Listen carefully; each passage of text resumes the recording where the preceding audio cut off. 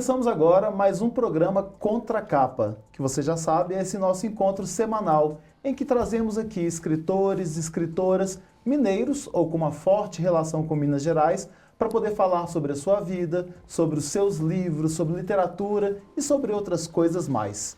Hoje estamos aqui com uma jornalista, a jornalista Mariana Grebler, que vai falar com a gente sobre 2 livros dela, focando no último que ela está lançando recentemente. Então, Mariana, seja bem-vinda a esse nosso espaço, que é seu também. Muito obrigada, muito feliz de estar aqui para falar desse assunto que é uma delícia, literatura e comunicação. Ah, e esporte também, né? E esporte, com certeza. Nós vamos explorar um pouquinho. Vamos aproveitar que você está aqui, tem que explorar demais as suas competências. Bom, antes da gente começar a conversa com a Mariana, você pode nos encontrar sempre às quintas-feiras na TV Promove, que é justamente no canal 12 da Claro TV. Então, quinta-feira, 19 horas, nosso programa vai ao ar e também no portal do jornal Hoje em Dia. Só que estamos também em outros meios. Você pode nos ouvir na rádio web Hoje em Dia e nas rádios Alvorada FM e Difusora AM de Salinas, na Gorutubana de Janaúba, na Rádio Cidade FM de Corinto e na Rádio Eldorado de Sete Lagoas. E também estamos no YouTube, Jornal Hoje em Dia BH. Você pode assistir, você pode indicar, pegar o link, mandar para grupos, para as pessoas que você quer que assistam a esse programa. A gente recebe escritores e explora outras áreas que os escritores também exploram em sua vida. Então, eu vou falar um pouquinho sobre a Mariana aqui. A Mariana Grebler, ela é jornalista com vasta experiência em relações públicas e apaixonada por escalada. Aí vocês já estão entendendo aí o que a gente vai falar um pouquinho também. Nascida em Belo Horizonte, formada pela PUC Minas em 1998, ela é frequentadora da Serra do Cipó desde 2010. E aí eu também quero entender por que esse amor pela Serra do Cipó. Tem acompanhado a consagração da região como o maior polo brasileiro de escalada esportiva. Ao mesmo tempo em que o esporte ganha destaque nos Jogos Olímpicos. Vamos falar sobre isso também, que é interessante. Em 2023, lançou o livro O Teatro da Fama, que conta em primeira pessoa suas aventuras pelos bastidores do jornalismo de celebridades e moda. E também, agora, ela está vindo com este livro aqui, que é o Nó de Cravo, que a gente vai saber já já o que se trata, o que ela fala nesse livro. Vamos explorar esse monte de assunto, Mariana? Vamos, com certeza. É coisa demais para falar. Você fica à vontade, você pode falar à vontade. Eu tô aqui só para poder jogar os insights, tá? Obrigada. Me conta aqui sobre essa questão da sua formação em jornalismo, né? Você trabalhou com o jornalismo por muito tempo. Uhum. Hoje não mais? Hoje não mais. Hoje eu me considero escritora. Ah, que maravilha. Finalmente eu consegui assumir esse título para mim depois do segundo. E é interessante isso que você fala, porque às vezes a gente é professor e escritor, alguma outra coisa e escritor, e a gente tem uma timidez em assumir o escritor, né? Será que eu sou escritor mesmo? Será que isso faz parte? Ou é um hobby e eu não vou falar que sou escritor? E aí você fala, hoje sou escritora. Nossa, eu tive demais, porque quando eu publiquei o Teatro da Fama, eu dizia isso até muito pouco tempo, porque o Nó de Cravo é lançamento. Eu dizia, eu sou uma jornalista que escreveu um livro a respeito da minha trajetória como jornalista.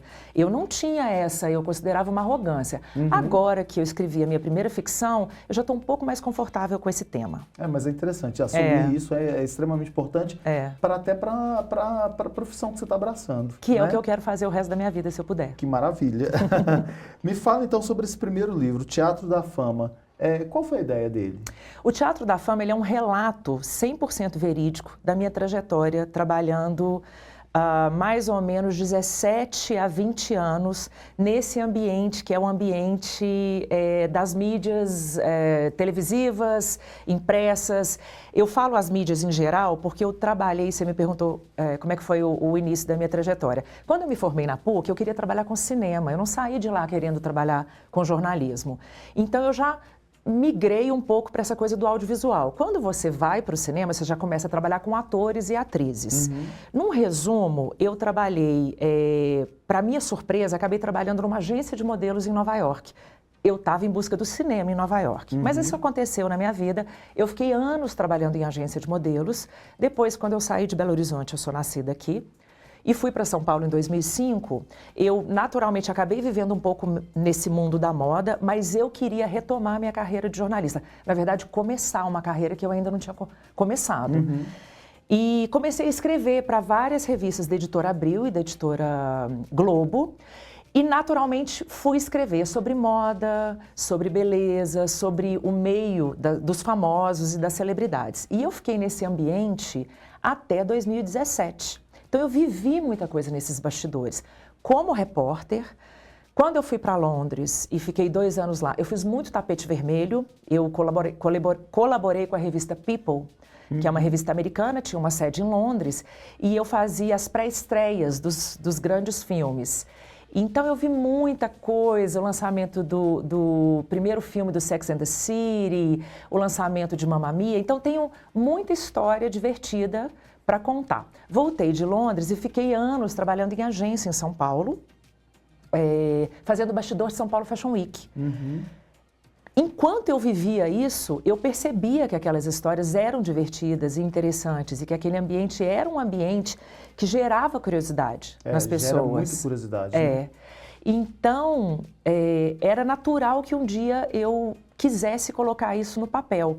Mas eu tinha um pouco de constrangimento, porque existe uma aura de fascínio com a escrita, né? Uma coisa assim meio idealizada. Mas na pandemia eu resolvi colocar isso, digitar, porque estava tudo na minha cabeça. E deu certo, eu consegui trazer todas essas histórias que eu vivi nesses quase 20 anos, trabalhando no meio dessas pessoas que são as pessoas que têm projeção, que têm fama.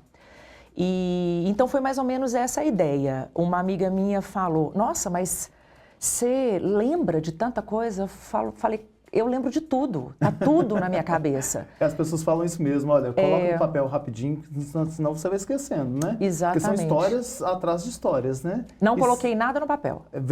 Quando você sentou na pandemia, na pandemia você estava onde? Eu estava em Belo Horizonte, mas eu já tinha o meu chalé na Serra do Cipó, eu já fazia esse ir e vir. Voltei de São Paulo em 2017. E fiquei fazendo esse vai e volta para a Serra do Cipó. Até então eu não tinha, eu e meu marido, a gente voltou para Minas porque a gente queria estar mais perto da natureza, mas a gente não entendia, não sabia direito como é que ia ser a nossa relação com o cipó. A gente imaginava que a gente moraria em Belo Horizonte e teria um cantinho lá. Então ficamos assim durante 4 ou 5 anos.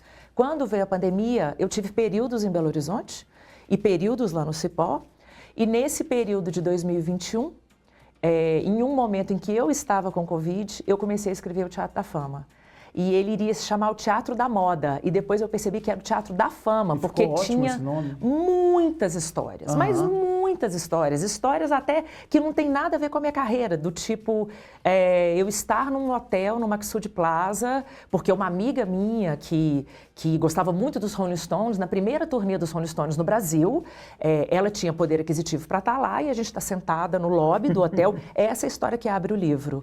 E chegar uma pessoa do staff dos Stones e começar a conversar com a gente respondeu bem em inglês e ele perguntou como é que foi o show ontem. A gente falou, não foi legal, porque o primeiro show dos Rolling Stones no Brasil, no estádio do Pacaembu, em 1995, caiu um dilúvio daqueles que a gente conhece bem no nosso país tropical. A Rita Lee não tocou, a Rita Lee iria abrir para eles. A gente tomou umas 8 horas de chuva. E a gente falou, não foi legal, a gente tomou muita chuva. E ele convidou a gente para ir naquela noite. Resumo, eu fui em todos os shows da turnê dos Rolling Stones naquele ano de 95.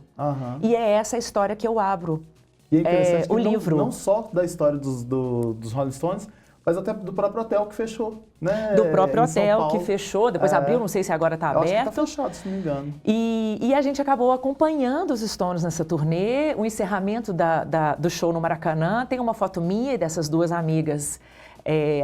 Nós fomos as meninas que conheceram os Stones na época e a gente tem uma foto com o Charlie Watts. E saiu na coluna do Estado de Minas na época, foi uma farra. Isso não tinha nada a ver com a minha trajetória como jornalista. Um mês depois eu entrei na PUC. Então eu falei, gente, peraí, eu tenho muita história. Por algum acaso, essas histórias aconteceram na minha vida. Eu estava no lugar certo, na hora certa. Aham. E acabou que, não sei se eu respondi a sua pergunta, mas aí foi daí que eu coloquei tudo isso em 2021 no Teatro da Fama. Ah, então ótimo. Aí você, então, durante a pandemia, fez esse livro. Isso. E aí eu queria entender como que a escalada entrou na sua vida. Como o cipó entrou na sua vida e como a escalada entrou na sua vida. Ela entrou através do meu marido. Ah.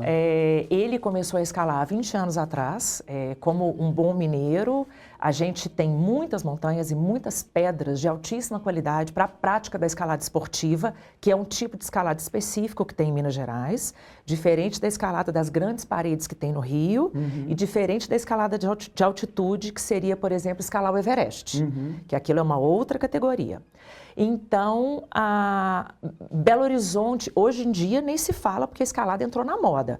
Mas há 20 anos atrás já existia um pequeno grupo que praticava isso por uma coincidência. Meu marido tinha um colega de trabalho. Há 20 anos atrás, ele começou a prática da escalada. Nesse período, eu e meu marido, que a gente tem uma história bonita, que eu gosto muito, a gente já tinha namorado 8 anos, nesse período há 20 anos. A gente teve um rompimento. E eu falei, quer saber? Então fica aí com a sua escalada, eu vou mudar para São Paulo atrás do meu sonho de ser jornalista. E eu fui para São Paulo e nós ficamos 5 anos separados, fui para Londres, fiz os tapetes vermelhos todos e ele continuou na prática da escalada. Em 2010 a gente retomou o nosso relacionamento. Por isso que eu te falo que a escalada entrou na minha vida em 2010, mas ele já praticava. E quando a gente voltou ao nosso namoro e naturalmente a gente se casou, eu comecei a frequentar a Serra do Cipó, ele mudou para São Paulo, a gente morava lá e a gente vinha muito para a Serra do Cipó. Em 2017, como eu te disse, a gente veio para cá para ficar mais perto da natureza. Aí, deu no que deu, hoje eu moro na Serra do Cipó. Foi uma consequência natural. E como é que é essa questão da escalada na sua vida? É uma prática, porque você falou dessa diferença, né, da escalada que tem em Minas para a escalada de grandes altitudes. Você que faz as escaladas de Minas, que eu não sei nada disso, Te tá? conto. Você está apta a fazer as escaladas de grandes altitudes? Boa pergunta. Estaria apta se eu fizesse um treinamento para isso, porque acima de 4.500 metros, a gente pode dizer que as suas células começam a morrer, porque o oxigênio começa a ficar rarefeito. A fala crua é essa, as suas células começam a morrer. Então, você tem que fazer um treinamento para estar garantir um mínimo de bem-estar num ambiente como esse. Não tem muita gente que fala que vai para o Peru, para essas cidades andinas, né? Mesmo as grandes capitais, já desce no Equador e já sente aquele mal-estar, aquela tontura, porque essas cidades, elas estão em grandes altitudes. Belo Horizonte tem 800 e poucos metros, mas essas cidades estão acima de 4.000 metros, né? Então, eu estaria apta... chá de coca, né? Que a pessoa Exatamente. Tem que tomar é um mal-estar imediato, preparo, gente. É um mal-estar imediato. Então, você faz um treinamento, é possível fazer um treinamento, ele pode durar ali 2 dias para uma pessoa que já tem um fisiologismo já preparado para isso, como meu marido, por exemplo, como pode demorar 1 mês. Você faz um treinamento e você, eventualmente, consegue subir uma montanha de altitude. Mas o meu foco não é esse. O foco do meu marido é esse. Ele treina para escalada em grandes montanhas. Por isso que ele se define como montanhista.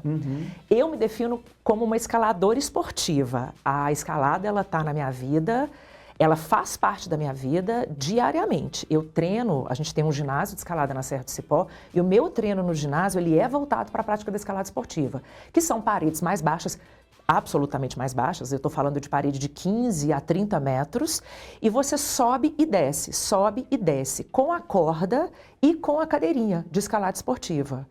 Então, eu vou fazer um paralelo com a escalada das grandes paredes e dos grandes paredões que tem no Rio de Janeiro, que a gente chama de Big Wall. O Pão de Açúcar, todas aquelas grandes paredes que tem no estado, na divisa do Espírito Santo. O nosso maior monolito no Brasil fica em desculpa a falta de precisão, São José do Divino, que é o encontro do Espírito Santo com Minas Gerais, que é a Pedra Rachada. Desculpa, a Pedra Riscada. A Pedra Rachada é aqui em Sabará, que é uma outra parede muito interessante para a para prática de escalada, que é aqui na Pedra Rachada. Então, a Pedra Riscada é um grande monolito, e aí você sobe com a corda, recolhe a corda. Sobe com a corda e recolhe a corda. Você faz isso 20 vezes. Na escalada na Serra do Cipó, você sobe e desce, sobe e desce. A escalada numa grande parede, como a Pedra Riscada, e como o Pão de Açúcar, por exemplo, você vai levando a corda consigo, isso pode demorar 6 a 12 horas. A escalada esportiva ela é rápida. Você sobe e desce em 20 minutos. Esse é o tipo de calcário específico que existe na região da Serra do Cipó, e não é só lá. Lagoa Santa, né? Existe uma referência ali, uma palavra que eu acho difícil até de pronunciar, que é aquela região, inclusive a região de Lagoa Santa, que tem as pinturas rupestres, né? A gente é muito rico ali. Lagoa Santa, Vespasiano, Pedro Leopoldo, Conceição do Mato Dentro, a Santana do Riacho, que é o município da Serra do Cipó, chamado grupo kárstico. Acho essa palavra dificílima de falar. Geólogos me perdoem, né? Eu sou uma iniciante nesse assunto, eu ainda engatinho nesse assunto, mas eu tenho algum conhecimento. E esse grupo kárstico tem essa particularidade que são cavernas e um calcário maravilhoso para a prática da escalada esportiva. Na Serra do Cipó, de maio a setembro, vem gente do mundo inteiro escalar. Olha que coisa, gente. Olha... Foi assim que a escalada entrou na minha vida. E a escala tem alguma coisa a ver com o livro Nó de Cravo? Tem tudo a ver. Porque a própria capa dele já é uma escalada aqui, né? Olha que linda. Essa foto é uma foto que quando você pega a rodovia MG10, subindo sentido Tabuleiro, Conceição do Mato Dentro, você vê o grupo, que é o grupo de pedras, onde a gente pratica a escalada lá na Serra do Cipó, que é gigantesco. Tem grupo 1, grupo 2, grupo 3 e grupo 4. 0, 1, 2, 3 e 4. É uma região gigante, só para distinguir também da questão de que nós estamos, a Serra do Cipó é no pé do Parque Nacional da Serra do Cipó. Então, isso é uma coisa. Nós temos um parque federal maravilhoso. Infelizmente, não sei dizer o tamanho do parque, mas o parque vai até Itabira, né? Você olha no mapa, é um parque gigante. Não é possível escalar dentro do parque. Aquilo é uma área federal. Nós escalamos nesse grupo de pedras de calcário, que era uma área privada há 30 anos atrás. Ela tinha um dono, inclusive estava sendo explorada. Quem conhece aquela região consegue visualizar muito bem que tem uma pedra que foi cortada ali.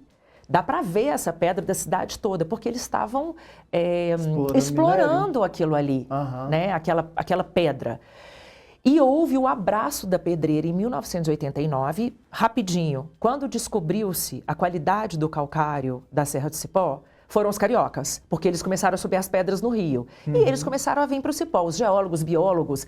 Esses são os primeiros escaladores que vieram para a região da Serra do Cipó e desenvolveram a escalada ali. Quando eles descobriram isso, eles fizeram um movimento chamado Abraço da Pedreira, se não me engano, até o Gabeira veio. Um em 86 e um em 89, para transformar aquela região numa área de proteção ambiental. Aqui vocês não exploram mais. E é isso que é hoje o que a gente chama o Morro da Pedreira.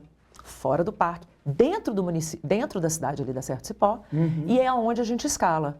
Na temporada de escalada, que é como eu te disse, é a temporada, a gente escala no frio. Você não escala na chuva, só os fanáticos, e não escala muito no calor. Eu não suporto, eu não tenho essa habilidade de escalar com a mão melando, como muitos escaladores têm.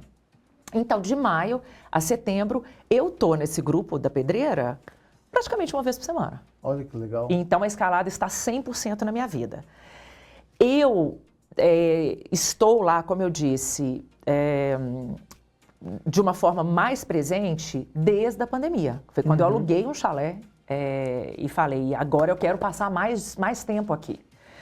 E comecei a me inspirar pelas histórias. Eu não deixo, a minha escrita ela não deixa de ser uma escrita baseada na minha visão de jornalista.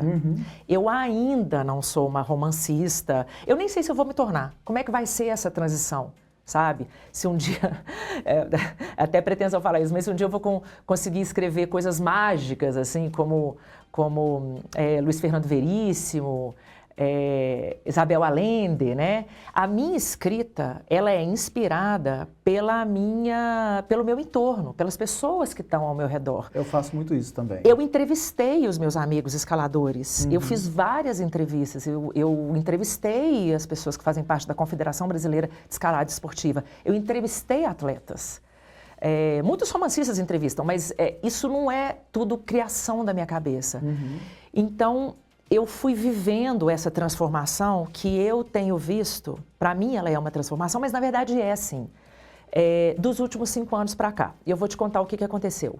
Em 2020, esportes considerados menores, menos populares e marginalizados até então, como o skate, o surf, a escalada esportiva e o taekwondo, me perdoa se eu estou confundindo uma dessas artes marciais. Eles atingiram a categoria de esporte olímpico. Então, as Olimpíadas de 2020 foi a primeira vez que esses esportes se tornaram olímpicos. Foi durante a pandemia, acabou que aconteceu em 2021. Então, a escalada entrou, se tornou esporte olímpico, isso já dá um boom mundial, consequentemente. Mais gente praticando, mais ginásios para você treinar a escalada nas cidades. O esporte foi crescendo e se popularizando. Não coincidentemente, 2 ou 3 anos antes, nós tínhamos uma Associação Brasileira de Escalada Esportiva, uma associação de escaladores do Brasil todo, que se organizou ali para poder tornar o esporte mais organizado no Brasil. Eles foram percebendo isso. E foram se organizando a ponto de, quando veio essa questão do Comitê Olímpico Brasileiro, o COB, eles já estavam organizados o suficiente para conseguir ter verba para poder mandar os atletas brasileiros para competirem na primeira Olimpíada? Na Olimpíada você precisa ter uma vaga olímpica, mas para competir nas inúmeras competições e disputas regionais, nacionais, que levam continentais e mundiais, para ter uma vaga que eu acredito que sejam só 16 países para poder participar. O Brasil não conseguiu vaga olímpica nem na edição de 2021 e nem na edição de 2024, mas o esporte explodiu. É natural, explodiu. E aí não é uma coincidência, o primeiro ginásio de escalada esportiva abriu na Serra do Cipó há 2 anos. Então, eu estava no meio desse fervilhão de coisas acontecendo, sabe? Meninas de 15 anos brasileiras treinando e ganhando prêmio lá fora. A gente tem campeã sul-americana, a gente tem as meninas que ganharam em categorias, porque a escalada esportiva tem 3 subdivisões. Boulder, que você sobe pequenas paredes sem cadeirinha, a chamada guiada, que você vai com a corda e a cadeirinha, e vestido com a cadeirinha, e o de velocidade, que você sobe correndo para ver quem chega primeiro lá em cima. Então, as meninas ganhando prêmios individuais, sabe, uma coisa explodindo ao meu redor. E eu vendo as crianças, filhas das minhas amigas, de 1 ano, 2 anos, indo para o Morro da Pedreira, brincando de escalada, e depois eu vendo essas crianças no ginásio, lá na Serra do Cipó. Falei, tá aí os nossos campeões olímpicos. A gente ainda não construiu uma geração que está indo para a Olimpíada agora, porque as eslovenas, americanas e austríacas e italianas que estão competindo nas Olimpíadas, essas meninas têm 80, 100 anos, na verdade, as austríacas têm 200 anos de tradição de montanhismo nos Alpes, né? Nesses países. Nós não, né? E nós não. Então, agora, o meu marido, que faz parte... A escalada esportiva tem 30 anos no Brasil só. Conto rapidamente sobre isso. Só um parênteses. Não escrevi um livro histórico sobre a história da escalada esportiva. Não escrevi um livro histórico sobre a história da Serra do Cipó. É a minha percepção disso tudo que eu estou contando. Então, como eu dizia, a primeira geração... Meu marido faz parte da segunda geração de brasileiros que começaram a escalar. Ele começou com 25 anos. Você não transforma uma pessoa em atleta olímpico com 25 anos. Um atleta olímpico começa com 5. Né? Então, agora, eu estou vendo as crianças de 5 anos que em 2040 que é a personagem da Maria Eduarda. A Maria Eduarda, que é uma personagem fictícia, mas totalmente inspirada nas filhas das minhas amigas. Eu não tenho filhos, então foi no olhar do filho do no outro. olhar do filho dos outros. A Maria Eduarda, em 2040, vai ganhar a medalha de ouro nas Olimpíadas de Paris, que eu criei na minha cabeça, e ela vai dar uma entrevista para a ESPN, que é um canal esportivo mundial. Você vê que eu não consigo fugir do jornalismo. Eu não consegui fugir da primeira pessoa. Ela está dando uma entrevista contando. Eu nasci na Serra do Cipó em 2020, o Brasil estava vivendo uma pandemia, a situação era assim, assim, assim, assado. Eu conto um pouquinho do que aconteceu no Cipó. A Associação de Escaladores da Serra do Cipó, da qual eu até faço parte, pediu para as pessoas não irem para lá, não venham para cá, porque a gente está com medo da contaminação nesse ambiente pequeno. Por isso que eu fiquei também muito em Belo Horizonte, que eu ainda não morava lá. Então, abria a escalada, fechava a escalada, abria a escalada. Eu contei um pouquinho... Ninguém sabia de nada, né? Eram muitas dúvidas. Eu contei um pouquinho disso no livro, como é que foi, como é que estava o Brasil nessa época. Contei que o esporte entrou nas Olimpíadas e ela vai contando em primeira pessoa como é que foi a trajetória dela nesse ginásio, nesse treinador, inspirado em amigos, em histórias, né? Os personagens são todos inspirados. Aí tem o pai da Duda, que é inspirado num amigo meu, a mãe da Duda, e tem a personagem que é inspirada em mim, que ela vai ser as relações públicas. O conflito, a estrutura do livro é a relação dela com a Tamara, que é inspirado em mim. E tem o Alonso, que é o inspirado no meu marido. Então, ela vai contar a trajetória dela, mas, intermeado, eu fui colocando a parte da ficção, do que foi ela crescer na terceira pessoa. O pai da Duda estava fazendo isso pela comunidade, que ele é uma pessoa que abre as vias, a pessoa que vai lá e olha para a pedra e fala, isso aqui dá uma via de escalada. Então, fui contando um pouco. Então, eu gosto muito dessa viagem no tempo. Ela está em 2040, falando de como ela se transformou, mas também o livro se passa em 2020, 25, 27, 30, 35. Pega várias etapas, né? Em 2035, Maria Eduarda foi para Chamonix, que é um grande polo de escalada na França, no Mont Blanc. Um grande polo de esportes mundial, também de escalada no gelo, também de escalada esportiva. E vou contando do que ela foi vivendo para se transformar nessa atleta que aos 20 anos vai ganhar uma medalha olímpica, e também o par romântico, né? Porque tem o Kiko, que é o par romântico dela, que é também totalmente inspirado em alguns filhos de amigos meus. E aí eu fiz essa brincadeira. Então, qual que é o drama que tem aqui? Porque tem a questão dela crescendo, evoluindo, se descobrindo, né? Mas o que você... Se a gente apertar aqui, o que você fala que sai? Qual que é a palavra que sai aqui desse seu livro? Relacionamento humano. Relacionamento humano. Porque eu conto no livro essa relação dela com uma mulher que é totalmente de uma outra geração. Vou falar, como a personagem da Tamara foi inspirada no que eu vivi, eu sou uma geração que cresceu nos anos 80 e nos anos 90. A Duda é uma geração pós-Me Too. O feminismo, a postura dela como uma atleta feminina que nasceu em 2020, onde várias questões de machismo, que eu cresci uma menina em Belo Horizonte nos anos 90, sendo dita como que eu deveria me comportar. Você já falou, você foi dando pitacos aí. Eu cresci uma menina nos anos 90, 80, 90, em Belo Horizonte. Em Belo Horizonte. Dizendo o que eu tinha que fazer. Dizendo que eu tinha que fazer. Ou seja, uma sequência de coisas que era bem cerceada. Uma menina de Zona Sul, com 2 irmãos mais velhos.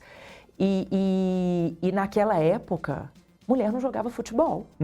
Esporte... Mulher não jogava futebol, entendeu?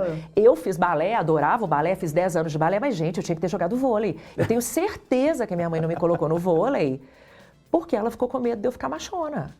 Entendeu? Olha pra você ver os estigmas. Talvez eu teria sido uma ótima jogadora de futebol. Sabe? Eu fiz intercâmbio em 93, cheguei nos Estados Unidos. Por que os Estados Unidos são campeões... São muito poderosos no futebol. Em 93, as meninas do meu high school já jogavam futebol lá. Então, existe essa coisa dessa liberdade da Maria Eduarda. Graças a Deus, o mundo evoluiu para isso, ainda com muitas...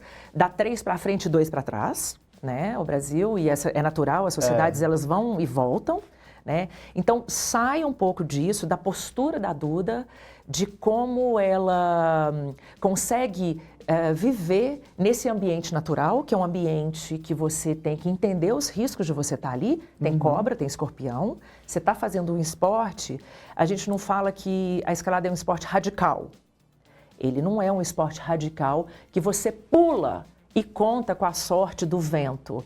É um esporte de aventura. Você está protegido com o seu nó. E aí eu já entro na... Por que nó de cravo? Isso. Porque é um dos nós importantes, um dos pontos mais importantes para a segurança do escalador é um nó que ele faz entre a corda e a cadeirinha. Se você tomar um escorregão e tomar uma quedinha, você não cai no chão. Tem jeito de cair no chão, tá? Se você não tomar os procedimentos, não executar os procedimentos necessários de segurança. Mas você não vai necessariamente cair no chão. Então é um esporte de aventura que você tem que ter a consciência também dos riscos. Vai lá, verifica o nó, pede para o colega, dá uma olhada, tem sempre a coisa do backup. Dá uma olhada no meu nó, ver se meu nó está bem feito, né? E é por isso que eu escolhi o nó de cravo, simplesmente porque eu adoro esse nome cravo, essa palavra cravo, porque existe uma série de nós que eu poderia ter escolhido. Nó 8, nó fiel, nó de pescador, tem um monte de nó. E então eu acho que tem essa coisa do relacionamento de duas mulheres de gerações diferentes, né? E a Duda, com tudo isso que ela consegue sobreviver nesse ambiente natural, mas também tem a história que eu vivi muito da relação com as minhas amigas durante um período de muita angústia, que foi o período pandêmico. Foi muito complicado e, ao mesmo tempo, um período que trouxe duas coisas maravilhosas para mim. Eu até me emociono, que foi poder acreditar que eu poderia escrever e poder ter decidido que a gente ia morar na Serra do Cipó, porque talvez se a pandemia não tivesse acontecido, eu não teria mudado para a Serra do Cipó. Mariana, e esse livro teve alguma ajuda de lei para você poder publicá-lo? Esse livro foi uma surpresa maravilhosa. Eu descobri, através da Lei Paulo Gustavo, que foi criada após a tristíssima morte do gênio, porque ele era um gênio. A Lei Paulo Gustavo é uma lei federal, distribuída através do governo do estado de Minas Gerais, e eu apliquei via município de Santana do Riacho. Eu descobri que eles contemplavam também as artes literárias. Eu me inscrevi em 2023, eu já tinha metade do livro escrito, que eu já tinha desenvolvido isso, e eu mandei 40 páginas nessa inscrição e eu fui contemplada com a bolsa. E foi isso que me permitiu publicar esse livro. Foi importantíssimo para mim.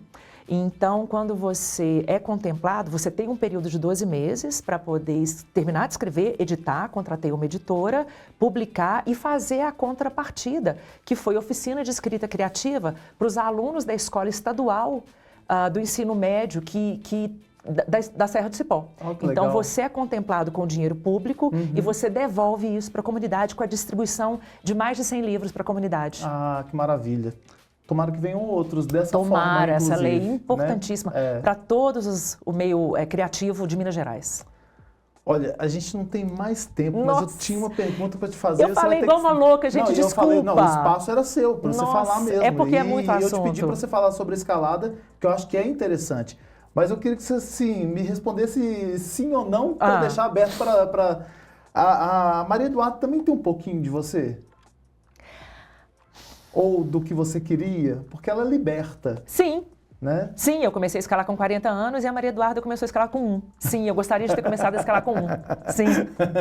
Mas eu acho que você, com 40, tem um pouco da Maria Eduarda, Sim. né? É legal isso. Sim. Para te encontrar, fala pra gente ali onde que as pessoas podem buscá-la. Para me encontrar, eu tô no @nó de cravo livro e tô no @o Teatro da Literatura. Fala comigo, vamos conversar. O Nó de Cravo está em todas as livrarias de Belo Horizonte, São Paulo, a distribuição da editora Labrador. É muito legal porque eles têm um alcance muito grande no Brasil todo. Todos no Instagram, então vocês podem conversar com ela e saber também como adquirir o livro. Gente, a gente encerra esse bate-papo tão gostoso, de tanto aprendizado, e a gente se encontra num próximo programa que a gente vai conversar com outros autores sobre outros livros, sempre ressaltando a literatura mineira. Até lá!